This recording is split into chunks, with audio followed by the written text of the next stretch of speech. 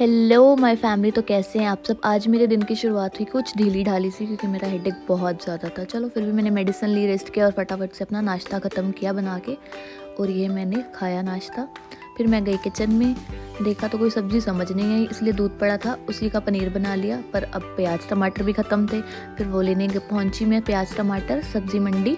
अब सब्ज़ी मंडी पहुँच चुकी थी मैंने वहाँ पर अपना जो जो सामान ख़त्म था लिया और घर की तरफ निकल पड़ी और घर पहुँच गई।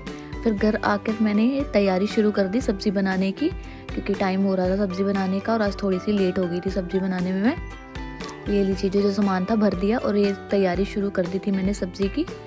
तो मैं सूखी पनीर की सब्ज़ी बना रही थी, पनीर की भुर्जी। किस को पसंद है, मुझे बहुत पसंद है, और इसके अंदर मटर हो जाए तो और वो भी बहुत अच्छे लगते हैं। ठीक है, अच्छा मसाला तैयार किया मैंने सब्ज़ी का, और साथ में पनीर भी बन चुका था। और याद आया फिर आटा भी लगाना है, जल्दी से मैंने आटा डाला इसमें। फिर साथ साथ आटा लगाया, साथ साथ सब्ज़ी बन रही थी।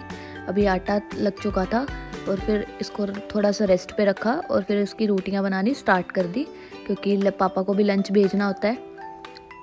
तो ये लो रोटियां बनकर हो रही थी तैयार, गरम गरम फूली फूली रोटियां हो गई थी तैयार, और ये सब्ज़ी भी हो गई थी तैयार और गरम कर दी। पापा का टिफ़िन पैक करने लगी थी। तो ये लो सब कुछ करके मैं चली गई धूप में अपना खाना खाने। आराम से बैठ के धूप में खाना खाया।